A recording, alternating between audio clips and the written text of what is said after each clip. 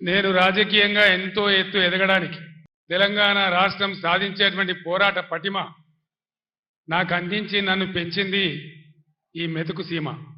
మీరిచ్చిన బలమే ఢిల్లీతోని కొట్లాడి ఆనాడు ఢిల్లీ మెడలు వంచి ఈ తెలంగాణ మనం తెచ్చుకున్నాం. మీ దీవెన లేకపోతే, మీ అండదండలు, మీ ఆశీర్వచనం లేకపోతే, ఈ మెతుకుగడ్డ నీళ్లు రక్తం నా శరీరంలో లేకపోతే నాకు ఈ స్థాయి వచ్చేదే కాదు.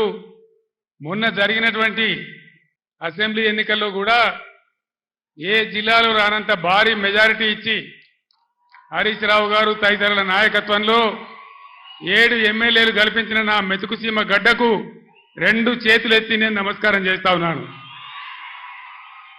ఎన్ని జన్మలెత్తినా కూడా మీ రుణం నేను తీర్చుకోలేదని చెప్పి నేను మనవి చేస్తా ఉన్నాను. ఇవాళ కొంతమంది తెలివి ఉన్నవాడు, తెలివి లేనివాడు, అడ్డంపొడుగు మాట్లాడేవాడు బీఆర్ఎస్ కు పార్లమెంటు ఓట్లెందుకు, సీట్లెందుకు అని మాట్లాడుతూ ఉన్నారు. ఇప్పుడే కావాలి బీఆర్ఎస్ కు పార్లమెంట్లో ఓట్లు, సీట్లు ఎందుకు? ఆనాడు నన్ను మీరు ఆశీర్వదించకపోతే, నేను వెళ్ళి కరీంనగర్ ఎంపీ గెలవకపోతే, పార్లమెంట్లో నేను తెలంగాణ బిడ్డగా గర్జించకపోతే మనకు తెలంగాణ రాష్ట్రం ఎక్కడి నుంచి వచ్చేది? ఈరోజు కూడా తెలంగాణ ప్రజల ఆకాంక్షలు, ఆశలు, హక్కులు నెరవేరాలంటే ఖచ్చితంగా టీఆర్ఎస్ బిడ్డలు పార్లమెంట్లో ఉంటేనే మన హక్కులు, అధికారాలు నెరవేర్తే నేను మీకు మనవి చేస్తా ఉన్నా.